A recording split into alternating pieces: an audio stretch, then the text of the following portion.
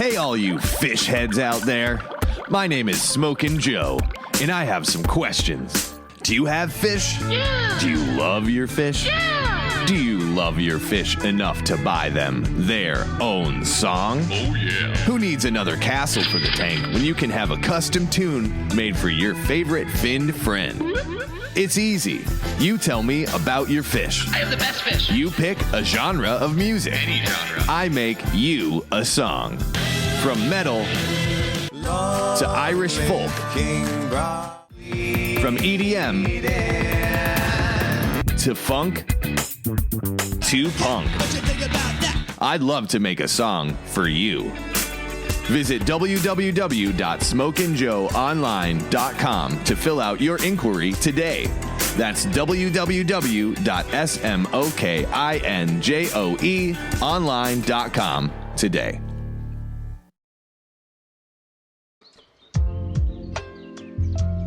Hi, Scrapjaw here. I've been up way too late working on this ad. But you know what it's not too late for? Going to joesshrimpshack.com and placing an order using the aquarium guys at checkout for a 15% discount on my entire order. With a wide variety of available shrimp and crawfish species to suit my fancy, Joe is there to help. Joe also keeps a ready supply of Shrimp King foods, tissue-cultured plants, and moss, filtration equipment, and plenty of other odds and ends. But let's not forget his most famous products, the Chola wood by the inch, and the most prized item in very limited quantities, Aquarium Guys certified shrimp bathwater. Yes, that's right. Just use our promo code Aquarium Guys at checkout to get your 15% discount and help support the podcast. Joe's Shrimp Shack, working tirelessly so you don't have to. Also, I'd like to mention that this podcast was fairly long. It was over 2 hours that we spent with Matt Peterson of Amazonas Magazine, senior editor.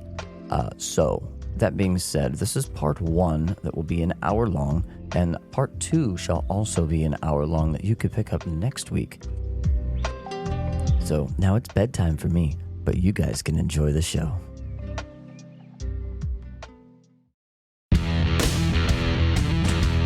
Welcome to the Aquarium Guys podcast with your hosts, Jim Colby and Rob Zolson.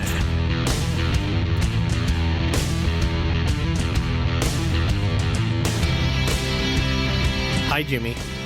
Robbie, what's going on? What you got for news this week? News? I've got no news. We got through the big deep freeze, and now we're a few weeks away from spring. So on the way in here, you were telling me that you're now broke because of all the plants and fish you got by mistake?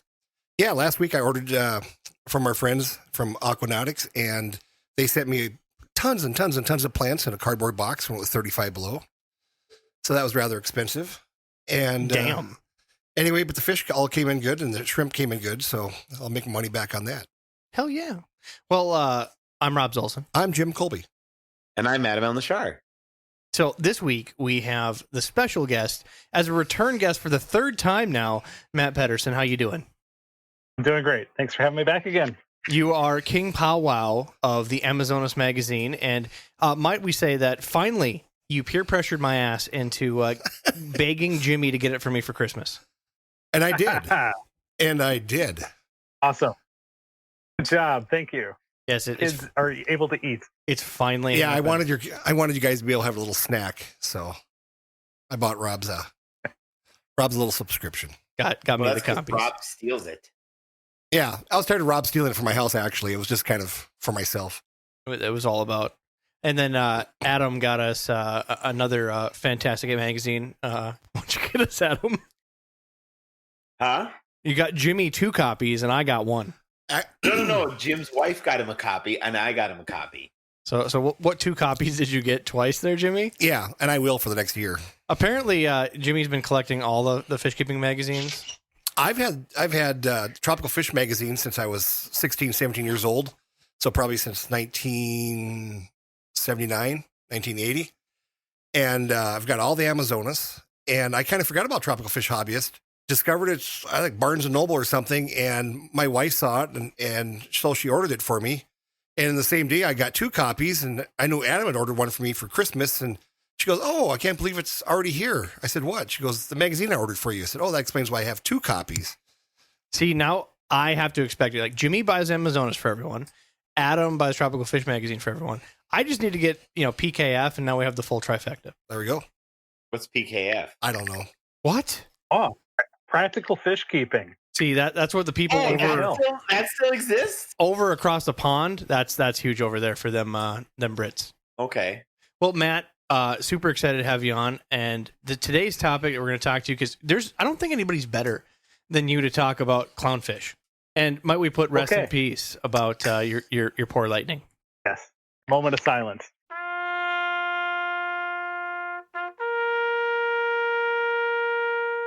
There we go. Thank you, Scrap. We will talk soon, go into a deep dive, and ask you why that's relevant to the clownfish hobby. But we got a few things to go over. So, number one, I like getting random gifts, and I feel like we should talk about more written material, especially since we have the peer pressure of a gentleman from a magazine coming on. So I was given a gift, and I love these weird gifts I get from my friends. They're like, "Oh, you like fish," and then I get random shit thrown at me. So normally it's like an old Walmart accessory, like a retarded SpongeBob the SquarePants figurine that's chipped and nasty. But on this occasion, I was given a pretty cool little gift: Fishes: An Introduction to Ichthyology by Peter Moyle and Joseph. I don't know how you say that. Chet, Cech. So I've been starting to go in, and I'm not going to lie, Jimmy. This is actually interesting because the last time I pretended to like anatomy, it was to get after that cute redhead in high school. So now, You didn't get the cute redhead. nah, he wanted. Right, wanted. I'm impressed. That's a nice book, but I'm even more impressed that you can read. Actually, I know. So There's not as many pictures as I was hoping, or colors in a here, lot of them in but- black and white. Maybe you could color them in with a pencil or something. But it is pretty great. There was a bunch of squished leaf clovers in here when I opened it up, so I feel like that's what they were using the book for. For The pressing. print on the front looks like it's out of the 70s. What's the published date on it? Oh boy, hold on. It's got He a doesn't funky. know It's got numbers. I feel like got a real funky looking. you find those like in the first couple pages, don't you? 82. So 82. Okay. That's the year I was born. Yeah, shit, this is old. That's the year. Oh my god. That's the year I graduated. You freaking punks. Holy shit. This is gonna go caveman era right there. No other news, Jimmy? I've got nothing, man. As an aquarium status update for you listeners, we're getting 150 more pieces of cholo wood sent That's to good. us by Maverick, I need some.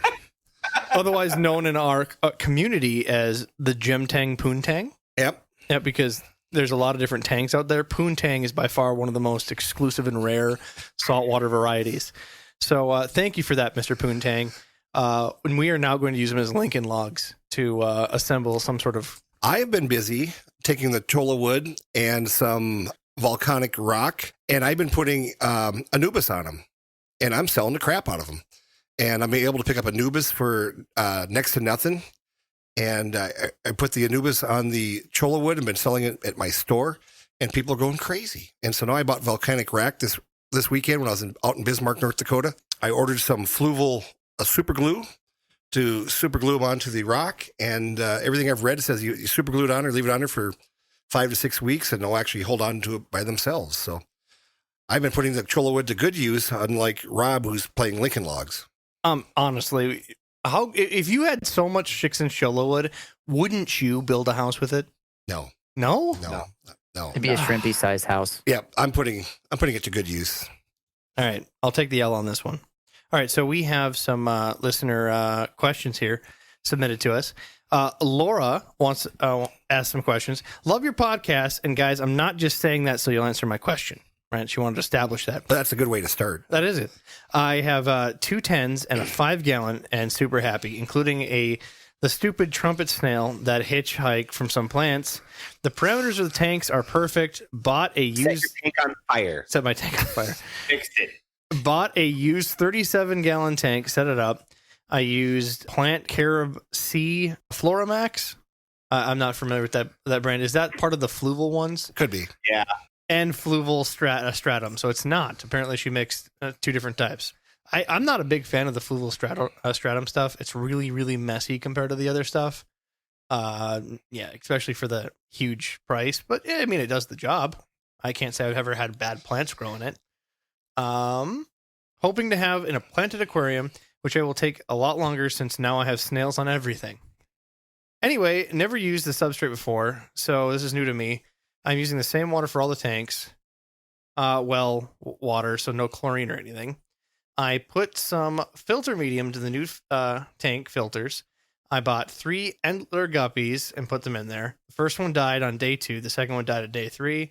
I moved the remaining to the 10s. pH was 6 in the new tank. Is this because of substrate? Is there something else I need to do? I was planning on moving my fish, my granddaughter this weekend. Obviously, this can't happen. Is there anything test I should be doing?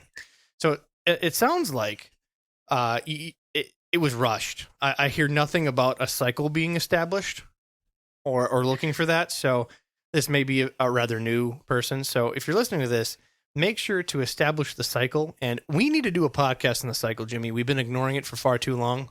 There are way too many beginners that need to know more about the cycle. So future stuff to come, but certainly you can look them up. We'll have resources in the podcast notes for how to establish your cycle, but that's going to take a process of normally 2 weeks. Establish your cycle in your tank, and then if you're using substrate like that, let it settle. Give it some time for the filters to do their work so you can get all the particles picked out of it, especially with fluval stratum, which is just a cloud of muck. Well, but she has a Malaysian trumpet snail in it, so she might as well put the whole tank on fire and start over. Well, the Malaysian trumpet snail is basically a sniper in the trees killing feeder guppies. Is that what it is? Yes. They're gorilla snipers. Sniper.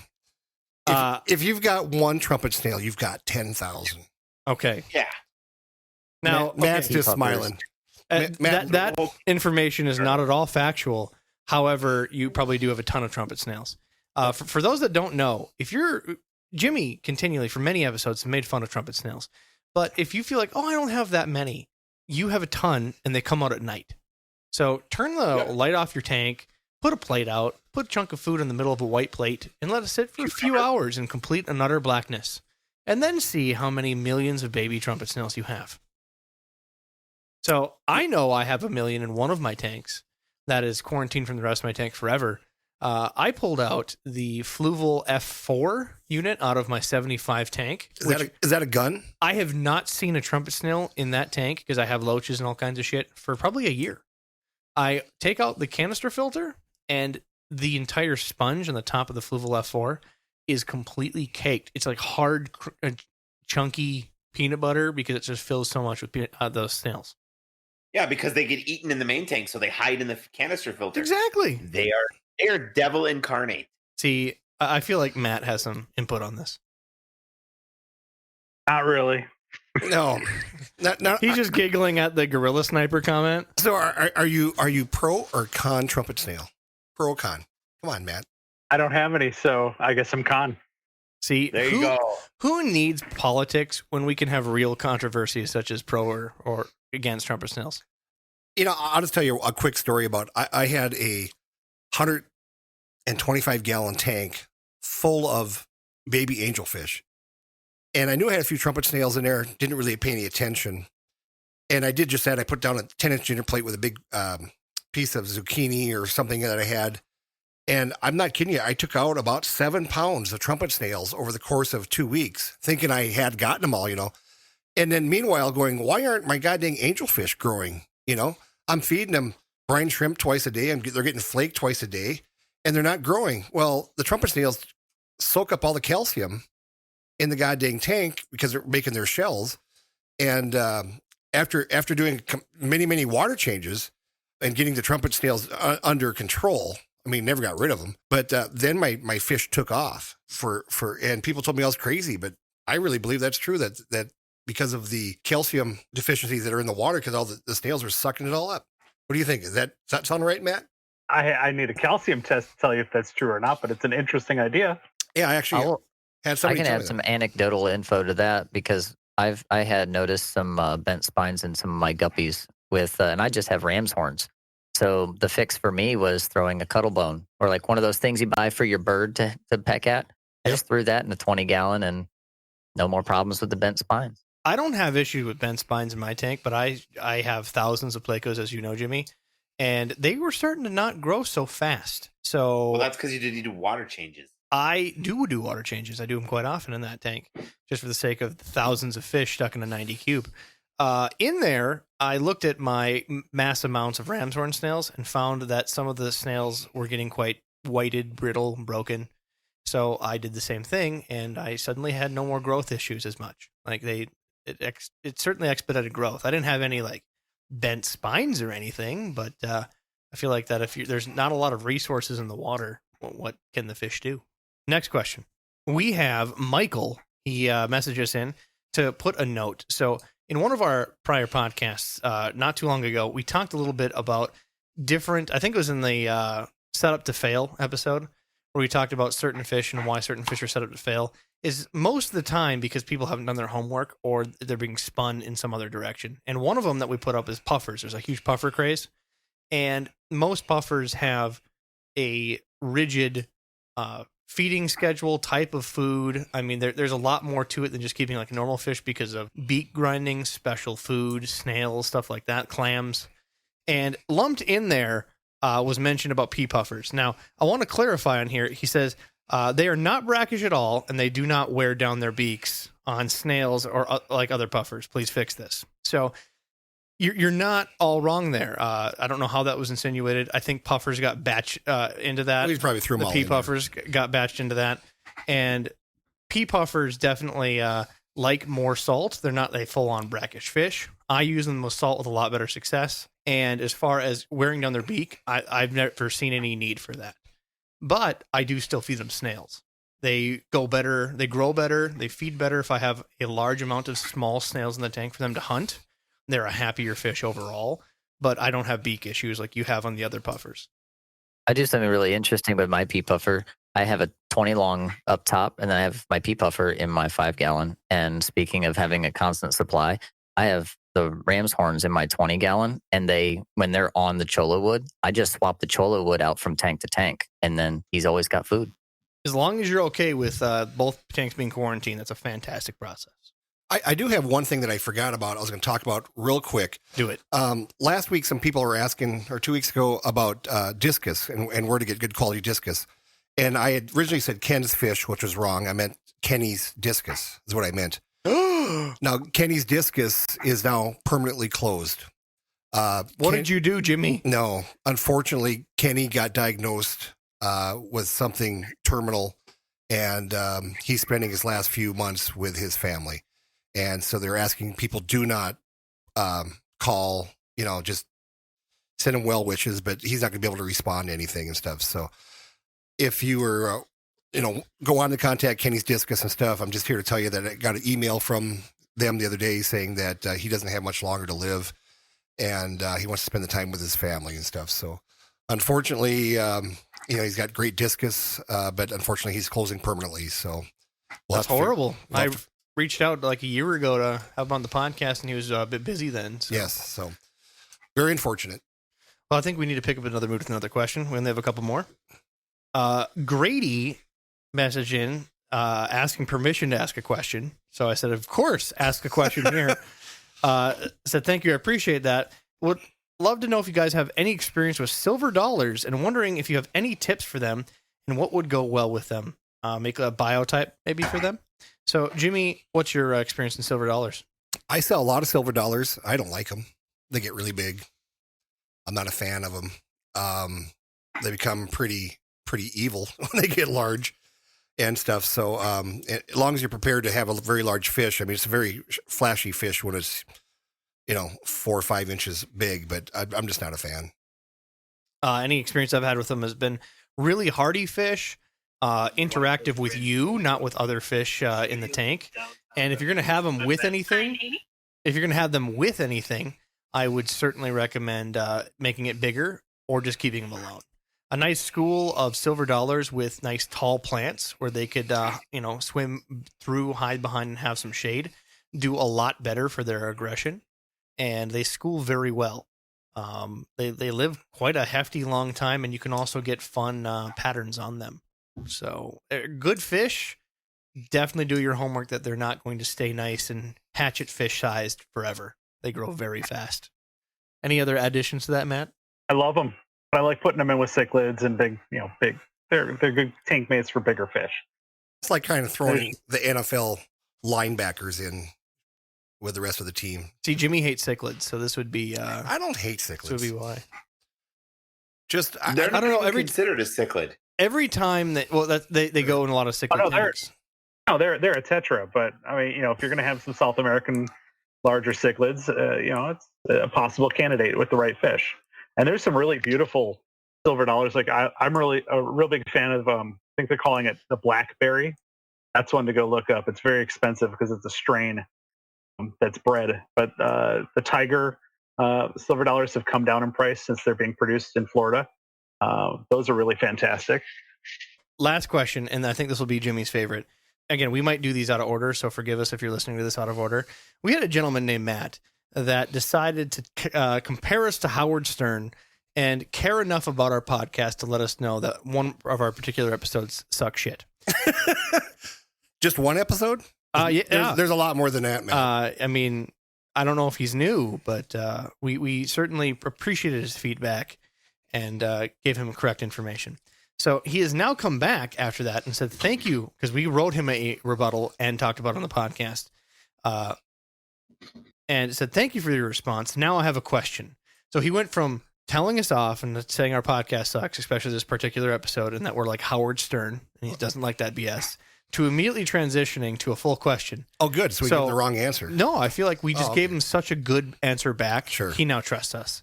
So we won't break that trust now, Jimmy. He says, I have a question. I want to set up a small shrimp tank for breeding tanks in a row in a tank.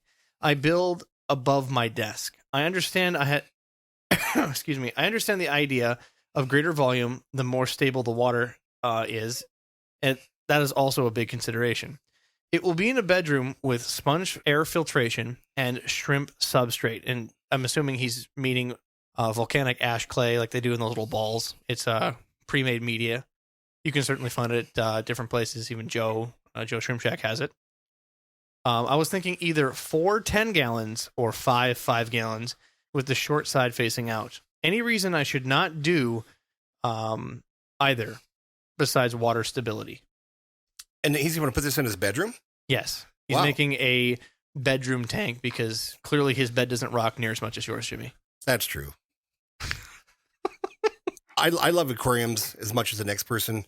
I've got 40 downstairs in my basement, and I just got done insulating my entire fish room so I don't have to listen to the bubbling. So my first question is, do you want to listen to the bubbling all night long in your Hey, that bedroom? soothes me. I sleep to that That's how shit. I go to sleep, yeah. Really? Honestly. Yep. It's a fan or bubbles. See, I have to have a fan running. I like the white noise and stuff. I just feel like as often as you have the tequila virus, it might make you want to pee. I do get the tequila virus now and then. So, I mean, I would start out with 5s just for the size. He said 5s or 10s, right? 5s or 10s. And I would start out with 5s, and that way you can keep a nice assortment because you want to keep your shrimp separate. You want to keep your reds separate from your blues, from your greens and stuff. And start out there, even though the price of a 10-gallon tank is cheaper than a 5-gallon tank. So, but I would personally start out with 5-gallon tank just to see how it goes for you. And you could always add on from that and stuff. But it's going to take quite a bit of room on a shelf to do 10-gallon tanks across. You're talking, even at the short way, you're still talking about 5 feet. Apparently, he did the math, so that it fits. All right. I think that's where the 4 10s versus the 5 5.5s. Same. To me, it's a no-brainer. Just do the 4 10s. Yep. It'll cost less. You double up your volume. Yeah, I mean that's really Now, where I would specifically lean. besides this water stability is presentation. Looking at a tank from the short end in sucks, especially for shrimp, because they're all going to be buried. You're only going to see a couple. If this is a bedroom tank, you're going to be sitting there at night. You're going to want to look at your shrimp, and it's going to be a lot of fun. So I do what is a better presentation. Now, that being said, I have a rack filled with 2.5 gallons tanks, but they're the long way, so I have better presentation. So as long as the presentation fits, It fits on your shelf. It really doesn't matter. You can put them on tiny tanks. I didn't realize you guys had a problem with presentation in the bedroom. I mean, something's got to distract. Otherwise, she's going to stare at my shrimp, if you know what I mean. Yeah. Yeah, for money-wise, 10-gallon tank's the way to go. Size-wise, bigger's better. Is that what you guys were saying? Maybe. All right. Also, he's gonna have comments again. I love how the Howard Stern, or the guy that compared us to Howard Stern, got nothing but a bunch of bedroom jokes. So yeah, I hope that burns. Yeah, I hope it hurts. I hope it burns. No, we're just kidding. We love you. You appreciate us, and you give us feedback. So that's all we can ask for. Let's get into it. So Matt, we normally would always start asking people, how'd you get into the podcast? But I want to stop people here. We have a couple different podcasts with you in there, so certainly go back in our catalog. You can see you were talking about Amazonas Magazine. What was the other one you came on to talk about? Probably Clownfish. No, that's this episode. There was one. Put down the drink, Matt. There was one in between. I can't remember. My brain hurts, Jimmy. He's probably trying to talk us off to, you guys should really quit the podcast because you suck. And that's probably what that one was about. But yeah, this is our third date with Matt. So as in third dates, we clearly swiped right. I know what it was. I think I know what it was. We talked about the jars. Yes. Jars, yes. The reef jars. God, thanks for showing up, Matt. Reef jars and the reef. Out of four of us, we couldn't remember what the heck it was. So certainly go back to those podcasts. You'll find them arrayed through our podcasts. And in there, we learn more about Matt, his roles and responsibilities at Amazonas Magazine, and all the fun stuff he's done. Hey, he's even holding Coral Magazine, which again he's a part of as well. What was that? Spawning Night? Is that you pulled that one out just for us? This one I pulled out for every single reader. The January-February issue. Look at those polyps. Okay. Look at those polyps. I want to see those right there. polyps live. You can join us. Go to aquariumguyspodcast.com. On the bottom of the page, you'll find our Discord link. We do these Monday nights at 7 Central. So come join the debauchery, and then you get to see Matt's polyps. I mean, who wouldn't want to see Matt's polyps? Wow. I'm just saying, we got to get them in somehow, right? The podcast's not for the kids. They should know that by now. That's right. All right. So, Matt, before we get into the deep dive topic of clowns and why you are such a prominent figure in the clown world, what will it take, brass tacks here, me to you, Jimmy to you, on us doing an article in either Coral Magazine or Amazonas about the elusive poontang? You'd have to buy the magazines. Oh! Actually own them. Darn. Then you can publish whatever you want. All right. Well, Wait, is this an option? yeah. Adam's got a lot of gold. Adam going, what's our budget on this? Enough money. Yeah, enough money. Everything's real, yeah. Do you take crypto and other assorted metals and possibly other things that have no inherent value but street value? It's all over. Well, rather than berate you with silly conversation, Matt, tell us your experience with Clownfish. How did you get started with specifically clowns? Oh man, I was 12. First, I had my first saltwater aquarium when I was 10. I want to say when I was 12, my parents agreed to let me have a larger one. So I went from a 10 to a 30 long. And actually, no. My first fish was a clownfish, or a second fish. I had a cinnamon clown in my 10. So I was 10 years old, had a 10-gallon saltwater tank, and I think it was a damsel, a yellowtail blue damsel, and then a cinnamon clown. Second fish I ever kept on the saltwater side. And then when I was 12 and I had the larger tank I was talking about, I got a pair of Ocellaris clowns, common clownfish Nemo.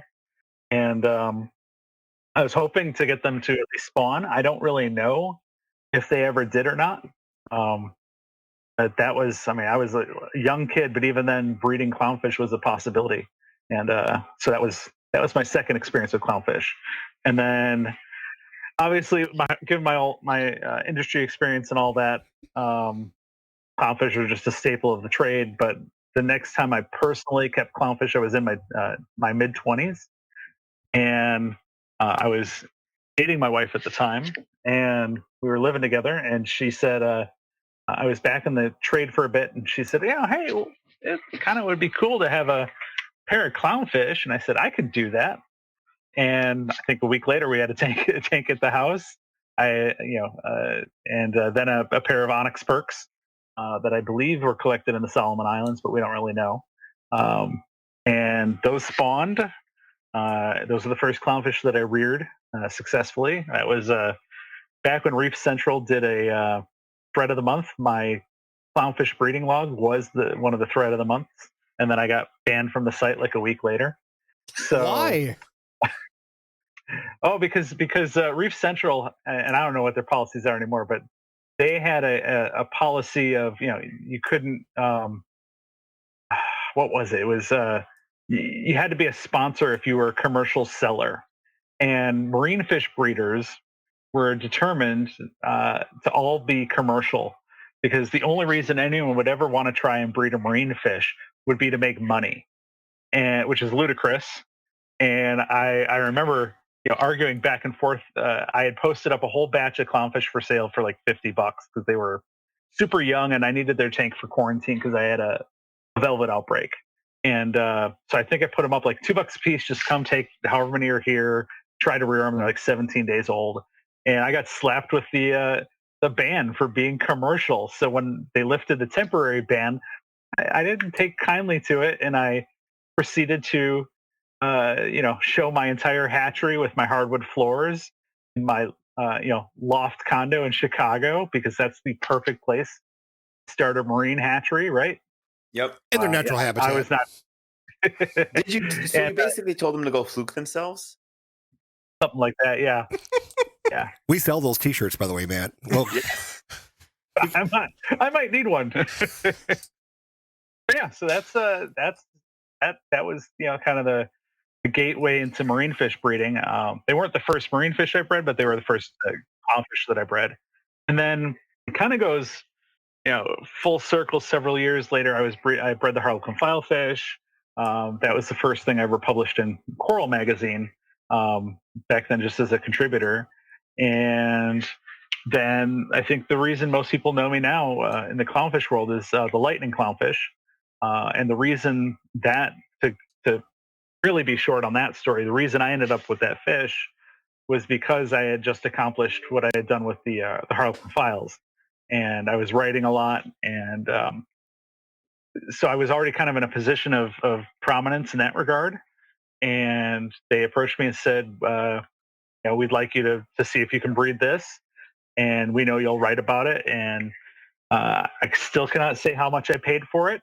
It was the most expensive fish I ever bought. I want to say it took about 2 years to get the offspring and to have that project be a success. And as we were talking before we started, every single lightning clownfish, lightning maroon clown in the world descends from that one fish. now the reason That's the nickel tour. so the reason you don't talk about how much you spent on that fish is because your wife's in the other room, or you just can't tell us because you got to kill us. She knows, and she had to approve. I said, this is not one you can hide. This is not around money you can hide. So I basically said, they want me to do this, but I have to pay for the fish. They're not giving it to me. And I can say the highest publicly disclosed bid was $7,000. So I can't say whether I paid more than that or less. But she basically, I said we could buy this and it could be dead in a week. And are you okay with that? This is how this could all go down. And she said, I trust you. You know what you're doing. If you think it's a good thing, you think you can do this successfully, then you should do it. And we did. And it worked. Wonderful. So again, it was a big gamble.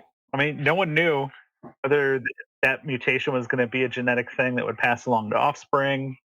And we just got very lucky overall. this is such a unique story. I don't want to just glaze over it. For those that are listening, how did you come into this, into the know of this fish? How you were writing about it? You said no.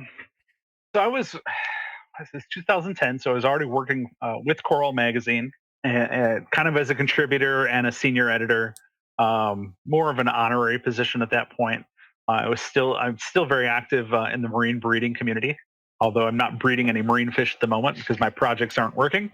It really was breeding the Harlequin filefish, which I was the first person in the world to do that. For those who don't know, it's also the orange spotted filefish, that real bright teal filefish with the long nose and the orange polka dots all over it that eats coral. So, it's supposedly impossible to even keep alive. And so I had done that. And when you do something like that, That people. was a very good article, by the way. Thank you. I think when you do something like that, people take notice, and it gives you some street cred. I had bred clownfish before, and I had bred something that no one else had done. And unfortunately, even though I put everything in that article, it still has never been repeated. It's to the point where I'm sitting thinking I need to go do this again because no one else has been able to repeat what I did. So either I missed something about what I did, or I just need to prove that it wasn't just this, couple times a success. But because of all of that, and because of the people I was working with, the lightning maroon clownfish was collected in Papua New Guinea by an operation called Sea Smart. Sea Smart was an organization that was trying to establish a very sustainable fishery with really good practices, basically for having wild harvest. And so that we had a journalist, Rhett Talbot, in Papua New Guinea when this fish was collected. So pretty quickly, I think his pictures were the first pictures that anyone saw of that fish. And they reached out to me and said, we had some conversations behind the scenes. Who do you think should get this fish? Why? What would you do with this fish if it was your choice? And that was really coming from my marine breeding background, and also having those connections in the trade. And basically through those connections, it basically ended up being, after a while, they said, we think we would like you to be the one to take this fish, because it could go into a collector's tank to just sit there and be cool and collect a whole bunch of money, and that's it. That happens with a lot of the really unusual marine fish that are collected. I just saw it today. I don't know if it's even really out there publicly or not, but there is a kind of a Singapore angel, Hedonopus mesoleucus, and it is solid yellow and orange instead of the normal black and gray and tan. That was just collected today. And fish like that, a picture gets circulated on the internet, someone with really deep pockets says, I want that, and it ends up finding its way there, and that's the end of it. So that could have just as easily happened with this lightning maroon. Just didn't, because the people who could decide who should buy it decided I should be the one to buy it. So it wasn't just about who had the most money. It was about who was going to do the most with the fish, who's going to do the most for the hobby, for Sea Smart in terms of the exposure it would bring. And we talked about this fish as being an ambassador from Papua New Guinea, because still don't really get fish out of Papua New Guinea. It was a fledgling attempt at creating a sustainable aquarium fishery there to create something sustainable and economically beneficial. And ultimately it didn't work. And then another company followed, and that fell through. And I think there was even a third effort that got started with some university research was trying to kickstart an aquarium fishery in Papua New Guinea. And again, so there's problems, and they're actually more about logistics. It's the getting the fish from Papua New Guinea to the rest of the world that is the problem. But that's how the lightning maroon ended up in my hands and in my tanks. And so when we talked about writing about it, I basically documented the entire experience in a blog, lightning-maroon-clownfish.com. lightning-maroon-clownfish.com. We also call it the Lightning Project, and I think that domain would work well too. Lightning-maroon-clownfish.com will get you there. And that is the Lightning Project, and that documents the entire progress of from the fish showing up to almost losing it more than once. All the problems with pairing it and trying to find the right mate and what would be the right mate for that fish. So that was really when we talk about writing, that was one of the things that was kind of people knew I would do, and it was kind of planted, like, we're going to give you this fish. It would be nice if you maybe started a blog about it. And I said, yeah, sure. So it was a great opportunity to track a progress track the progress of the project transparently, so the whole world could watch it in real time. And obviously, the end of the story is known now, but it wasn't known then. That was I had friends who were really high up in the industry. One of them pulled me aside one time and just kind of said, it's pretty impressive. We all just assumed you were going to kill that fish. And it wasn't even a dig on me. It's just that wild clownfish are really hard to deal with. A lot of times they have a lot of disease problems, and so it wasn't they were really trying to smack me down, but it was like I managed to be ahead of the curve on this one. So there was probably a lot of side bets from all your buddies. I have no idea. I wouldn't be aware. Again, before the podcast, you're actually showing and telling us more of the lifespan. So you did this blog for so long, and now we're fast forwarding, and maroon clowns essentially are kind of all over. So how did you disperse your spawn, your lightning clowns? Oh, okay. So I think we should probably step back just a moment to talk about what it is. Thank you. That would also help listeners. For people who don't know. So regular maroon clownfish, right. Technically three variants, 3 geographic variants. There's a gold stripe maroon that comes from the Indian Ocean, which some people consider to be a different species. It's a little more peaceful. Maroons are generally considered pretty aggressive clownfish and pretty murderous. Then there's kind of an intermediary form. It's kind of in the Indonesia, Philippines area. That's a white stripe that sometimes gets a gold crest on its head. And then the more eastern edge of the range is a white stripe form where the stripes are pretty narrow, and that's where this one comes from. So ordinarily, the maroon clowns that come from this region have 3 thin white bars, one at the head, one at the middle of the body, and one at the caudal peduncle. And the lightning clownfish, the barring is all broken up, and it arcs and forms rings and circles and branches and looks like a web of lightning coming down on the fish. So that's the difference. It's a different patterning. It's very, very striking. And ultimately, it proved to be genetic. Getting it out there was simply a matter of breeding the fish. Didn't know what kind of genetics were involved. A lot of people thought it's a one-off, it's a disease, or it was a recessive trait, so like albinism, where you'd have to breed a couple generations to get it. It's not. It's either partially dominant or actually a full-on dominant genetic. We had F1 offspring. 25% of them had the gene present. Actually, no, 50. I'm sorry. It was 50. So I have to go back and look up. That's a lot. That's quite a bit. It was pretty impressive. I think what we've kind of settled on from a genetic standpoint is that this one seems to work like a snowflake, which is a different genetic that's in Ocellaris. And so it looks like, from all the data I have, it looks like 2 copies of this gene might kill the babies. They might not develop. So when we were breeding lightning to lightning, we were still getting some white stripe fish, but the ratio wasn't right. It was like a third white stripe and 2/3 had lightning. So you're missing a part of the population that should be there.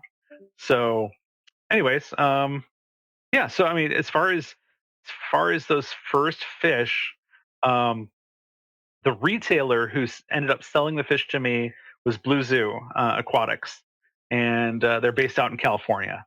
And part of the agreement with them was that I would sell all the first batch offspring. We would sell it through them. And when we finally got there, we decided that the best way to do it was an eBay auction. So the fish were released. Every single one is a what you see is what you get in eBay auctions, and that was how the first wave of those fish went out. And they went to collectors, they went to breeders. They were selling for anywhere from 1,000 up to, I think the highest was over 10,000. So the Blue Zoo got their cash. They had a good payday, and the fish got out there, and now they're everywhere. And anyone who can breed clownfish just needs to get a lightning, and they'll make more. So it's it's still just a clownfish. It's just a clownfish with a pretty gene. It is now your little corner of genetic pool, all help produced by yourself. Yeah. That is fantastic. So how long did this clownfish live? So the lightning maroon passed away in November of 2020. So we had it for about 10 years. And she where was an adult, right? That was part of the problem going back to the beginning, was she was at a size where she could have been either a male or a female, and we weren't sure. So part of the thought process was, well, do we try to pair this fish up with a really big maroon? And the reason was, what if another lightning comes along? We might need that genetics. We might need both of them. So for like the first year, we were trying to keep it in this male role. And part of the problem was we couldn't get more fish out of Papua New Guinea either, because they started having problems with getting fish out. So I was waiting for more genetics, more broodstock, more options, and nothing was coming. So after about the first year, I flipped it and said, we'll definitely let this fish become a female. So ultimately, she was a female. But we have no idea how old that fish was when I got it. It could have been 2 years old. It could have been 20 years old. We don't know. For those that are listening, we got to chit chat a little bit before the podcast, and you have still preserved that first lightning clown. Yes. And for those who are watching, she's right there in the formalin. And ultimately, once things are a little bit better weather-wise, she'll be shipped off to the California Academy of Sciences and the Steinhardt Aquarium. And what are they going to do with her there? So they're going to re-preserve it, prepare it for long-term storage. They're also going to get fin clips from her. We already have them in what's Everclear. Since I can't get legitimate, like, ethanol like you would have in a lab, we've got a thing of Everclear here. So fin clips of her, and then I also need to take fin clips of all of her offspring that are still here. I've pretty much gotten rid of most of them, but I have a few culls that I held back because we didn't know what was going to happen. Maybe I'd want to breed more. They're everywhere now. I'm over it, but I still have some culls. So what we're going to do is take fin clips so that someone in the future, if they wanted to, could run genetic sequences on both her offspring that have the lightning gene, which we are presuming is just one gene, and then the regular white striped offspring as well. So all of those samples are going to be taken and go off and be deposited in the museum system, and then they'll be accessible to any scientist who ever wants access, basically. Now, if every strain could start this way, we would have a incredible library of how fish adaptations have happened in our hobby. You wrote the book on this. I hope you know. Like, take example for those who are listening. If you get a access for you advanced hobbyists listening to the podcast, take example. Do it ethically to try to preserve the unique thing you have. Don't just trophy fish it. This is clearly a passion project for Matt, and we're lucky enough to have him document every iota of this. It's interesting because people would consider this a designer clownfish. Okay, so it's not a wild type. Coming from my various backgrounds of keeping cichlids, for example, where you got to know exactly what it is. Even Stuart Granti from one reef is different at the next reef over in Malawi. It's my interest in clownfish was kind of trending towards the biogeographic diversity of clownfish, and we covered that in coral to a fair extent. But what I also saw, I think what changed things for me is I used to hate this fish that we call a Picasso percula. And Picasso percula is a clownfish that has kind of wavy barring, and sometimes they merge and connect. And I used to say it's going to be the death of the regular three-striped clownfish. Everyone's going to want to buy this really fancy Picasso and a regular old clownfish with normal stripes. No one's going to want, and we're going to lose it. And that was my stance for at least a few years as a marine fish breeder, is that these were bad. We shouldn't do this. But then I came to learn how the Picasso clownfish came into existence. The Picasso was found in the wild in the Solomon Islands, and I don't know if it's still alive, but 5 years ago, 10 years ago, I know it was still alive at ORA. It was just part of the natural biodiversity of clownfish in the Solomon Islands, just like the lightning maroon is an aberration that has now been seen. There was one collected in 2008. We didn't even talk about that. This was not the first one. This was the second one that was found. The first one didn't make it. So this is natural. Whether a mutation shows up in a tank or in the wild, it's part of nature. So it really it caused me to rethink my stance in thinking, oh, this is just outright bad. I was still very outspoken. I didn't want people hybridizing a lightning, which is a white stripe form from Papua New Guinea, with gold stripes, because obviously the light bulb goes off. Oh, well, if I have white little lightning bolts going down the side of my fish, maybe I can get little yellow lightning bolts going down the side of my fish. And so you could see people's wheels turning without thinking about the consequences of doing that. And basically, what followed was, for a few years, this kind of warpath of people who were starting to get these fish, and me being like, "This is a bad idea. You shouldn't do it. Should do it. I can't tell you not to do it, but here's why I don't think you should." And it's been done, and of course, it didn't turn out the way anyone wants it to, which is not a surprise. And my understanding of how the color patterning works in these fish, I could kind of see it wasn't going to happen the way people wanted it to. It still could happen if they do enough refinement, but I consider those two fish different species. You can't undo that hybridization that's happened. So unfortunately, what I think where we fall short is that even with all that foreshadowing and all that understanding of, hey, let's try to do it differently this time. Let's keep these pure to the biogeography from where they come from. Let's create that little bit of an arc, if you will, with that captive population. Ultimately, it's just a domesticated clownfish. I think if you're going out and buying a lightning maroon now, I wouldn't be surprised if most of them have kind of mixed up backgrounds, and you're just buying a fish that looks nice. So, Matt, how many times did this particular female spawn for you, and approximately how many babies do you think you got out of her? I didn't rear most of them. I think for a while I was just tracking spawns. I think I stopped when I was like the 50 mark. I was like, this is just not worth it. So unfortunately, what ended up happening is, shortly after this happened, I don't know if I've mentioned it on this podcast before, but we had a really bad winter storm damage here in Duluth on our house, and we spent basically an entire year fighting with State Farm to get the house repaired. And State Farm was like, "You got to get the tanks out of your house," and so I had to literally.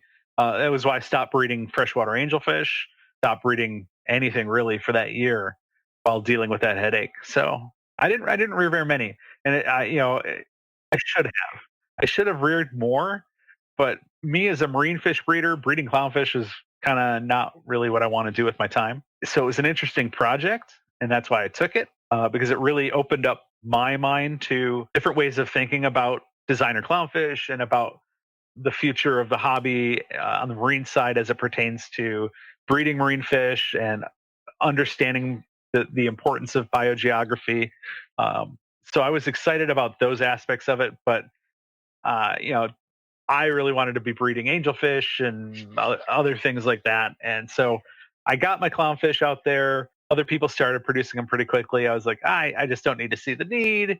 For a while, I did think about sending her to one of the commercial operations. And it was actually as recently as COVID. When COVID hit, I was like, maybe I should just send her somewhere else. And then, unfortunately, time caught up with her, and so she's no more. But there's plenty of lightning maroons out there. So, heck yeah. So we've talked about this in great detail, and trust me, I'm gonna have a ton of people thanking me for this, because I already know that they've been asking for this specific story and getting more in detail. So thank you again for that.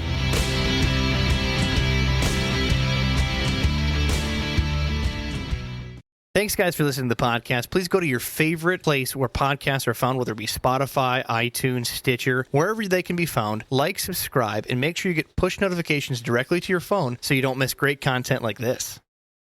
Schmelz. Don't even get me started on this.